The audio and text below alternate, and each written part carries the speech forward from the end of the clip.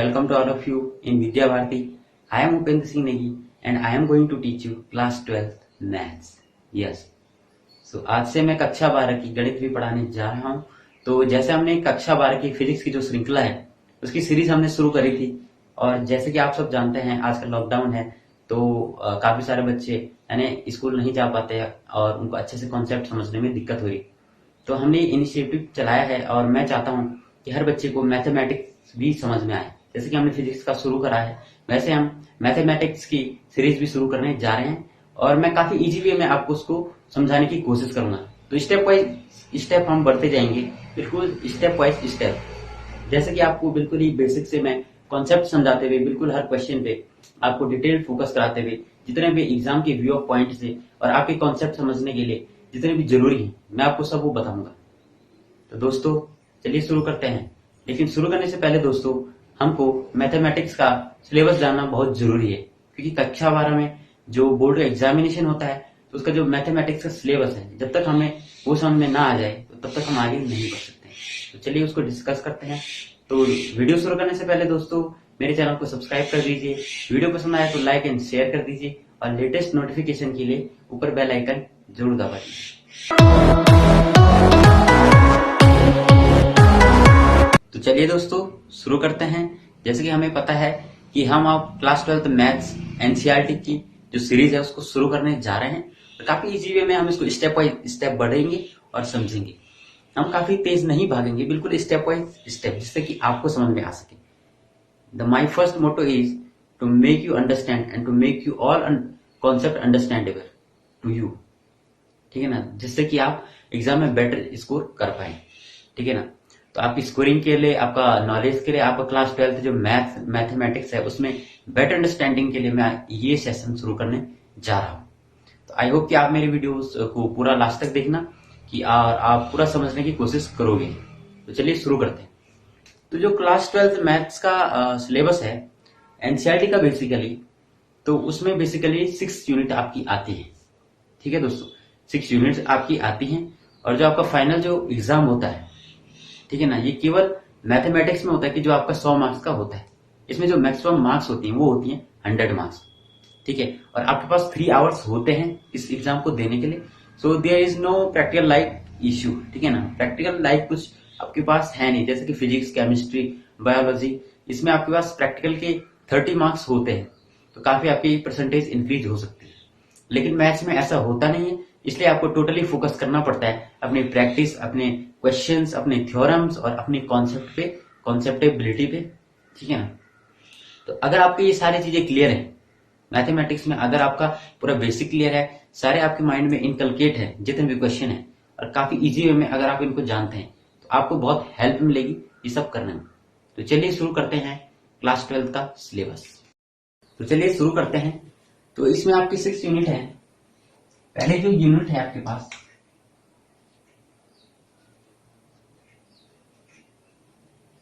ठीक है, यूनिट पहले आपके पास जो है ये आती है आपकी रिलेशन एंड फंक्शन।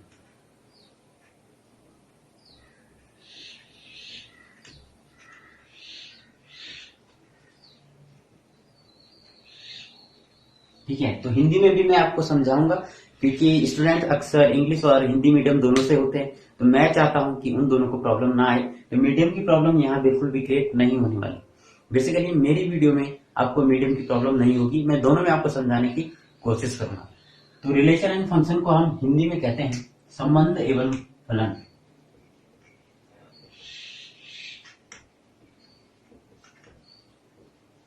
ठीक है दोस्तों, इस यूनिट में जो पहला आपके पास चैप्टर आता है, पहला आता है रिलेशन एंड फंक्शन।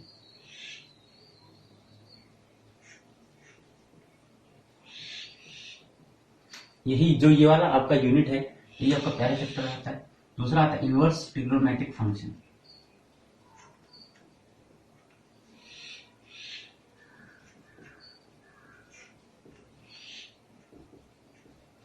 या इसे हिंदी में कहें प्रतिलोम त्रिकोणमितीय फलन।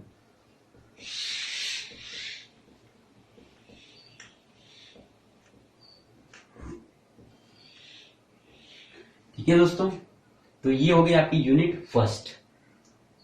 तो बात करते हैं यूनिट सेकंड की।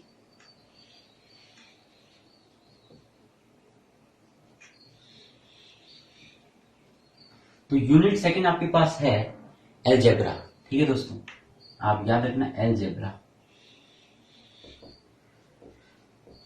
या हिंदी में इसे कहें अलजेब्रा को हम कहते हैं बीजगणित।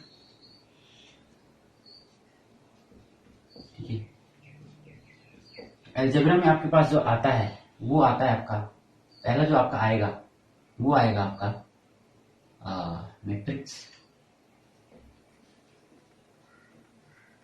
दूसरा आएगा डिटर्मिनेंट्स। तो इसे हिंदी में कहते हैं आव्यूह, इसे इंग्लिश में कहते हैं सारणी। सॉरी, हिंदी में, इंग्लिश में ये और हिंदी में। तो यूनिट सेकंड हो गई, और जो आपके पास यूनिट थर्ड आती है,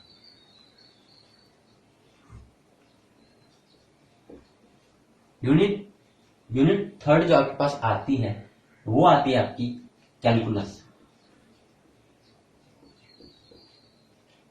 ठीक है, मेरे हिसाब से सबसे जो इंपॉर्टेंट है ये कैलकुलस ही है। आपके पास आगे आप कॉलेज में या कहीं भी एग्जाम दोगे तो कैलकुलस से आपके पास बहुत ज्यादा पूछा जाता है।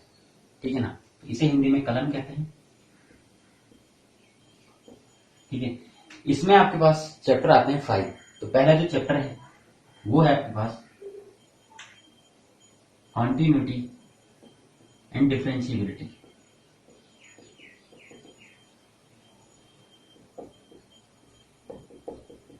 हिंदी में इसे हम कहते हैं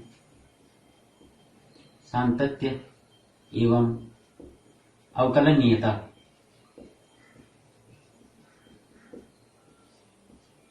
सातत्य एवं अवकलनीयता। सेकंड टॉपिक है एप्लीकेशन ऑफ डेरिवेटिव्स, यानी कि अवकलज के अनुप्रयोग।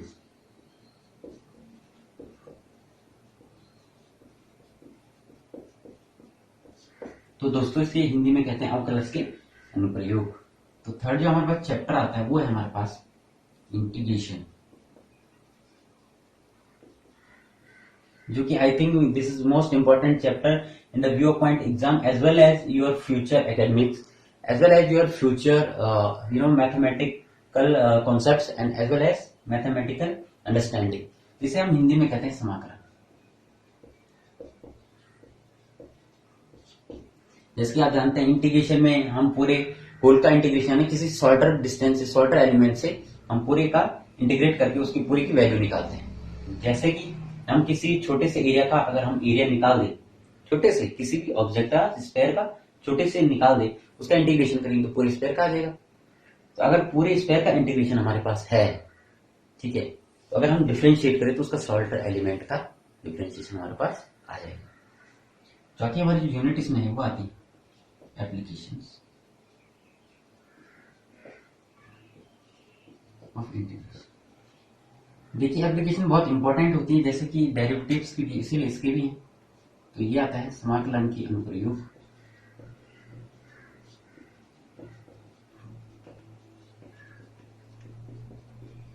ये दोस्तों फिफ्थ जो हमारे पास लास्ट इसमें जो चैप्टर आता है वो है हमारा डिफरेंशियल इक्वेशन।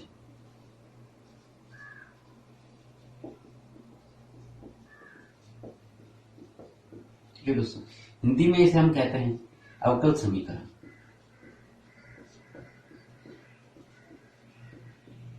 इनको डिटेल में हम आगे अभी डिस्कस करते हैं, पहले मैं आपको ये सब बता देता हूं। तो यूनिट थर्ड तक आपकी होगी, उसके बाद आपके पास आती है यूनिट फोर्थ।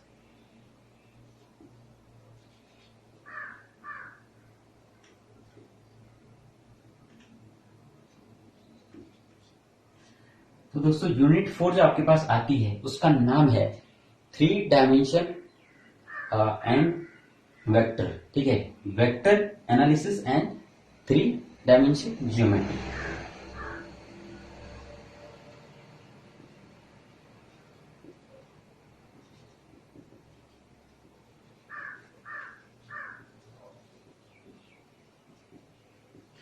तो जैसे कि आप सबको पता है वेक्टर यानी कि वेक्टर होता है सदिश, सदिश मतलब जिसमें दिशा परिमाण दोनों होते हैं, और अदिश जिसमें केवल परिमाण होता है, ठीक है ना। Vector quantity has direction as well as magnitude, and whether scalar quantity has only magnitude not direction, and this is 3 dimension geometry, यानी 3 डायमेंशनल। इसमें आपके पास आते हैं 2 chapter. First is vector, second is 3 dimensional geometry. यानी इसे हम सदिश हिंदी में कह सकते हैं सदिश बीजगणित या सदिश, और इसे अगर हम कहें 3 डायमेंशनल ज्योमेट्री यानी त्रिविमीय ज्यामिति।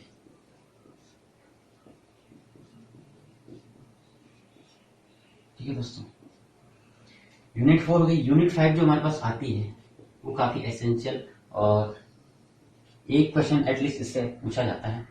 ये आता है हमारे पास लीनियर प्रोग्रामिंग।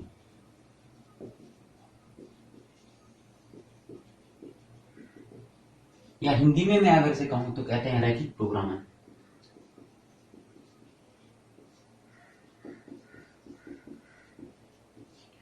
ठीक है दोस्तों, काफी इजी है। तो यूनिट 6 आपके पास जो आता है, लास्ट यूनिट आपके पास आती है प्रोबेबिलिटी। हिंदी में इसे कहते हैं, आप सब लोगों को पता ही होगा, प्रायिकता। तो हाँ दोस्तों, प्रोबेबिलिटी आपकी 12th में भी पीछा नहीं छोड़ने वाली, काफी इजी यहाँ प्रोबेबिलिटी आती है। ठीक है, तो चलिए आप डिस्कस करते हैं कि कितने मार्क्स का ये यूनिट जो है आपकी पूछी जाती है। काफी इंपॉर्टेंट हो जाती है एग्जाम व्यू पॉइंट से। तो आपके पास जो पहली यूनिट है आपकी, ठीक है, पहली यूनिट जो आपके पास है रिलेशन एंड फंक्शन, संबंध एवं फलन। तो पहली जो यूनिट आपके पास आती है, इस इकाई से आपके पास एटलीस्ट 10 मार्क्स का पूछा जाता है। कितने मार्क्स का? 10 मार्क्स का। तो दीज आर योर मार्क्स, ठीक है ना। तो जो ये आपके पास पहली यूनिट है, इससे आपको पूछा जाएगा 10 मार्क्स का। ठीक है, अब पहले एक बार डिस्कस करते हैं मार्क्स का। मार्क्स जितने भी प्रेफरेंसेस है। सेकंड जो आपका एल्जेब्रा आता है, ये आपके पास 13 मार्क्स का पूछा जाता है एग्जाम में। 13 मार्क्स का, इससे जो क्वेश्चन आएंगे इन दोनों से पूछे जाएंगे इस यूनिट से। और डिफरेंशियल यानी जो कैलकुलस है, ठीक है, जो आपके पास कैलकुलस है यूनिट 3, ये भी काफी इंपॉर्टेंट है, और यही मुझे लगता है आपके हर जगह काम आएगी। ये भी काम आएगी, ठीक है ना, सबको पढ़ना है, ये ज्यादा पढ़ना है। तो ये आपके पास आएगा 44। इसमें बहुत आपको प्रैक्टिस की जरूरत है। तो सबसे ज्यादा आप देख सकते हैं मार्क्स इसमें। यूनिट 4 आपके पास वेक्टर एंड 3 डायमेंशनल ज्योमेट्री, ये आपके पास आता है 17 मार्क्स का। कितने मार्क्स का? 17 मार्क्स का। ठीक है, 7 आप इसको सेकंड प्रेफरेंस दे सकते हैं इस कैलकुलस के बाद 3 डायमेंशन ज्योमेट्री एंड वेक्टर। तो आपके पास फिफ्थ जो आपके पास यूनिट है, वो है आपके पास क्या? लीनियर प्रोग्रामिंग, लीनियर या रैखिक प्रोग्रामिंग। ये आपके पास पूछा जाता है 6 मार्क्स। तो दोस्तों अक्सर देखा गया है कि 6 मार्क्स का यानी एक ही इसमें क्वेश्चन पूछा जाता है, वो लॉन्ग टाइप में आता है। उसमें कुछ सेट दिए होते हैं और उसको आपको डिनोट करना होता है ग्राफ में। ठीक है, तो एक ना एक मार्क्स एटलीस्ट हर साल ये देखा गया है। मैंने हर साल का जो बोर्ड का एग्जाम पैटर्न देखा है और ट्रेंड देखा है, तो at least 1 question is asking every time the board by the chapter of linear programming and the 5th unit. This is also most important in the viewpoint exam and for your better understanding in mathematics. जो आपके पास last chapter आता है probability, इससे पूछा जाता है 10 marks का। ठीक है दोस्तों, इससे आपको 10 मार्क्स का पूछा जाता है। तो ये भी बहुत इंपॉर्टेंट हो जाती है प्रोबेबिलिटी। ये काफी हटके प्रोबेबिलिटी आपके पास 12th में है, लेकिन काफी इंपॉर्टेंट है। आप इसको नेगलेक्ट नहीं कर सकते, लेकिन काफी इजीली है। इजी मैं काफी आपको इजी से इसे समझाने की कोशिश करता हूँ। ठीक है दोस्तों, डिस्कस करते हैं इसको। तो मैं आपको पहले इसका पूरा एसेंस दे देता हूँ। ठीक है, तो ये टोटल आपके पास जो क्वेश्चन पेपर आएगा वो आएगा आपके पास मैक्सिमम जो मार्क्स होंगे हो गया आपके पास 100। ठीक है, और आपके पास जो टाइम दिया जाएगा वो 3 आवर्स का होगा। 3 आवर्स में आपको ये जो क्वेश्चन पेपर है कंप्लीट करना है। वैसे ज्यादा टफ तो है नहीं मैथ्स, वैसे हम इसको इजीली समझने की कोशिश करेंगे। तो डिस्कस करते हैं इसका जो एसेंस है, इसका जितना भी सार है, मैं आपको इसका ब्रीफ बता देता हूँ। आपके पास जो पहला चैप्टर है वो है आपका रिलेशन एंड फंक्शन, यानी संबंध एवं फलन।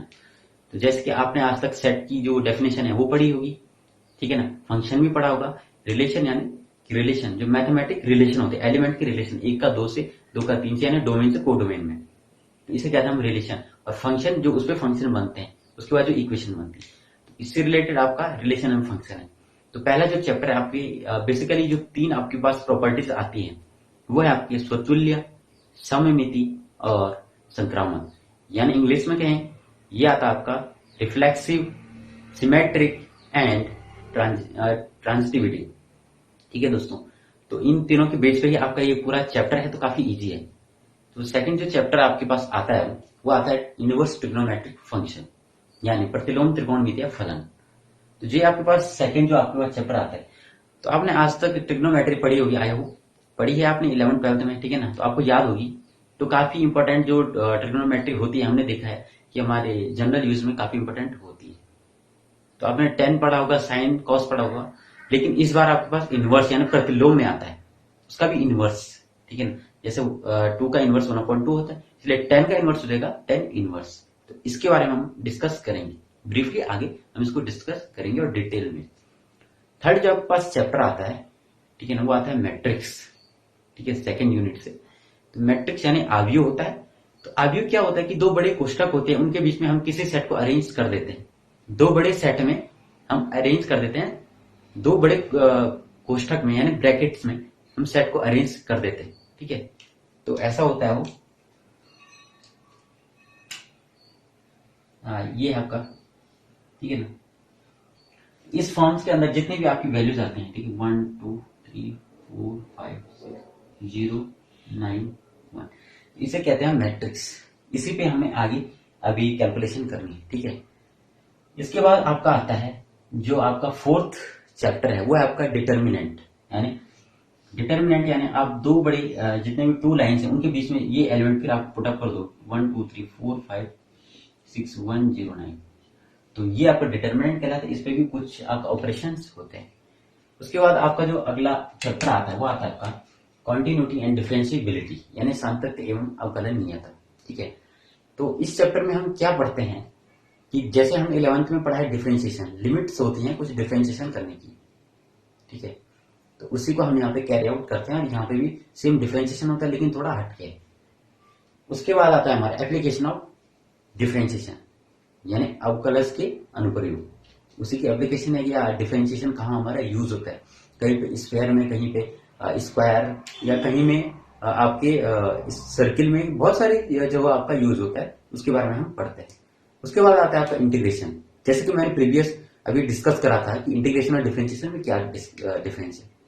तो डिफरेंशिएशन यानी किसी बड़ा जो ऑब्जेक्ट है उससे अगर हम छोटा एलिमेंट ले लें, तो अगर हम उसका डिफरेंशिएशन करें उस बड़े एलिमेंट का, तो छोटा एलिमेंट मिलेगा, और उसी छोटे एलिमेंट का अगर हम इंटीग्रेशन करें तो पूरा बड़ा एलिमेंट मिल जाएगा, या उसका एरिया हो सकता है, वॉल्यूम हो सकता है, ठीक है ना, या उसका सरफेस हो सकता है। उसके बाद आते हैं इसकी एप्लीकेशन ऑफ इंटीग्रल, तो वही सेम है। इन एप्लीकेशन इसके यूजेस कहाँ होते हैं इंटीग्रेशन की, जैसे कि आपके स्फीयर में, अब आप ग्राफ में पढ़ोगे तो वहां आपके बहुत सारे यूजेस होते हैं। इंटीग्रेशन की फील्ड में हो सकते हैं, खेत में हो सकती है, हमारे जनरल यूजेस में, या किसी डैम कंस्ट्रक्शन में, या बिल्डिंग मटेरियल, या कहीं आपका ब्रिज अगर कंस्ट्रक्शन हो रहा है तो वहां, यानी बहुत सारे इंजीनियरिंग फील्ड में। उसके बाद आता है आपका डिफरेंशियल इक्वेशन, अवकल समीकरण। तो जो अवकल समीकरण आपके पास आता है, आपने आज तक जितने भी समीकरण पढ़े हैं, जैसे क्वाड्रेटिक पढ़ा आपने, क्यूबिक पढ़ा आपने, और डिफरेंट टाइप है ना, आपने अलजेब्रिक इक्वेशंस पढ़ी, तो ये थोड़ा डिफरेंट होता है, जिसका नाम ही डिफरेंट है कि डिफरेंशियल इक्वेशन, ठीक है। सारी इक्वेशन से थोड़ा डिफरेंट है, यानी डिफरेंशिएशन ही इसमें होता है लेकिन थोड़ा डिफरेंट टाइप का है। इसे हम आगे समझेंगे बहुत ही इजी वे में। अगला आपके पास जो चैप्टर आता है वो है आपका वेक्टर सदिश। 11th में आपने शायद 4th या 3rd जो आपके पास चैप्टर है, आई थिंक 3rd या 4th है, तो उसमें आपने वेक्टर पढ़ा होगा फिजिक्स में। तो काफी इजी आपने अब आपको हो जाएगा, क्योंकि वेक्टर आप जानते हैं, the vector quantity has direction as well as magnitude, and the scalar quantity has only magnitude not direction. तो जिसमें डायरेक्शन होगी और मैग्नीट्यूड भी होगा वो वेक्टर हो गया, जिसमें डायरेक्शन नहीं होगी और मैग्नीट्यूड होगा अदिश हो गया। इसके बारे में डिस्कस करेंगे, और बस वही है दोस्तों, ज्यादा टफ नहीं है, बस वेक्टर के बारे में और कुछ क्वेश्चन आते हैं, दैट्स इट बस। अगला जो हमारे पास आता है वो आता है 3 डायमेंशनल ज्योमेट्री। आज तक जो हमने ज्योमेट्री पढ़ी वो हमने पढ़ी 2 डायमेंशन में, ठीक है ना। जैसे हमने जो ज्योमेट्री पढ़ी है वो हमने 2 डायमेंशन में पढ़ी, यानी इस ऐसे में हमने पढ़ा this is x axis, this is y axis. अब हम जो ज्योमेट्री पढ़ेंगे वो हम एक और एक्सिस इसमें ऐड हो जाता है, इसे हम कहते हैं जेड एक्सिस, यानी this is origin O. So z axis अब हमारे पास 3 डायमेंशन, जिसका नाम है 3 डायमेंशन, यानी एक डायमेंशन ये हो गई, दूसरी ये हो गई, तीसरी ये हो गई। तो अब हम 3 डायमेंशन कैसे समझें। आज तक हमने 2 डायमेंशन पढ़े हैं, जैसे कि कोई पेज होता है, ठीक है, पेज होता है, कोई प्लेन होता है, कोई सरफेस होता है, लेकिन 3 डायमेंशन यानी जिसमें हाइट भी होती है, लेंथ विड्थ के साथ साथ हाइट भी होती है, लेंथ विड्थ एंड हाइट, ठीक है। This diagram contains these 3 dimension, that is 3D and 3 dimension object. Suppose this is, you are watching this marker, it has the length, it has the width as well as height, length width, इतना जो width है और जो height है, this is 3 dimension object, and 2 dimension object is just this board you are watching and you are seeing on this board. This is just the length and just the width, ठीक है, this is length or width. So height will be like this, but if you come at this point you will find the height, but as you are watching from the front, तो आप देख रहे हैं कि इसमें length भी है, ठीक है ना, विड्थ भी है, लेकिन इसकी जो ऊंचाई है हाइट नहीं है। तो ये 2 डायमेंशन ऑब्जेक्ट हुए। तो इसी पे बेस आपका जो मैथमेटिकल आपका चैप्टर है वही है। उसके बाद हमारा जो 5वीं यूनिट आपकी आती है, अगला चैप्टर है वो है लीनियर प्रोग्रामिंग, यानी कि रैखिक प्रोग्रामिंग। तो अब क्या होता है कि आपके पास, जैसे मैंने बताया कि ये जो आपके पास बुक है 12th में, तो सेट पे बेस ज्यादा है, तो आपके पास जो सेट दिए होंगे, रिलेशन फंक्शन दिए होंगे, उसको आपने क्या करना है क्वेश्चन के अकॉर्डिंग, ठीक है ना। तो क्वेश्चन के अकॉर्डिंग आपको ये ग्राफ पे डिनोट करना होता है। इसमें आपको ग्राफ दिया होगा, ठीक है ना, ये दिस ओरिजिन हो, तो इसके बेस पे आपको बहुत सारे क्रिएशन करने हैं। जैसे कि लीनियर लिखा हुआ है तो आपको लाइंस वगैरह ड्रॉ करनी होती है, तो ऐसा कहीं आप इंटरसेक्शन होता है, आप आगे पढ़ोगे। बस मैं आपको अभी इसका आइडिया दे रहा हूं ताकि आपको बेटर अंडरस्टैंडिंग हो और आगे आपको दिक्कत ना आए। आपके पास लास्ट जो चैप्टर आता है वो है आपका प्रोबेबिलिटी, ये आपका 10 मार्क्स का। This is also very important in the view of point examination and your conceptability. तो प्रोबेबिलिटी यहाँ बहुत इजी हो जाती है और काफी डिफरेंट भी हो जाती है, क्योंकि ये 12th की प्रोबेबिलिटी यहाँ बहुत सारे टेस्ट आते हैं, बहुत सारे मैथमेटिशियन के टेस्ट आते हैं, जैसे Bernoulli test and etcetera, we will discuss in further videos, ठीक है ना। तो यही मैंने आज आपको डिस्कस कराया कि कक्षा 12 की जो गणित की पुस्तक है और एनसीईआरटी का जो सिलेबस है, जो गिवन सिलेबस है, मैंने आपको ये पूरा डिस्कस करा है, ठीक है। तो आई होप सो कि आपको ये बहुत इजीली समझ में आया होगा। तो ज्यादा मैंने इसको हार्डली नहीं, बिल्कुल इजी वे में मैं आपको समझाने की कोशिश कर रहा था। तो आई होप सो दोस्तों कि जो भी मैंने आज आपको पढ़ाया वो आपको समझ में आया होगा और you are watching the video concentratedly. कहीं पे आपको प्रॉब्लम आई, तो कॉन्सेप्ट कम समझ में आए, तो आप वीडियो पॉज करके प्रीवियस कर सकते हैं। और इसके बाद जैसे कि मैंने आपको कहा कि इसके बाद हमारी जो गणित की श्रृंखला है, जो मैथ की सीरीज है, वो आगे स्टार्ट होती रही। तो आज मैंने आपको सिलेबस डिस्कस किया। अगली वीडियो में, जब भी अगली वीडियो आएगी, तो वहां से हम फर्स्ट चैप्टर से स्टार्ट करते हुए इस पूरी बुक को, यानी क्लास 12 की मैथ्स को अच्छे से समझते, पूरा क्लियर करके आपकी जो एग्जाम से उसकी बेटर उनकी अच्छी शुभकामना से, ठीक है ना, अच्छी शुभकामना करते हुए उसमें आपकी अच्छे मार्क्स आए, ये हमारी शुभकामनाएं आपको हैं। और इसकी शुरुआत हम जल्दी करेंगे और अगली वीडियो में मैं आपको फर्स्ट चैप्टर डिस्कस करूंगा। तो आई होप सो दोस्तों कि जो भी मैंने आज आपको पढ़ाया वो आपको समझ में आया होगा। मिलते हैं अगली वीडियो में, तब तक के लिए दोस्तों stay home, be happy and may God bless you.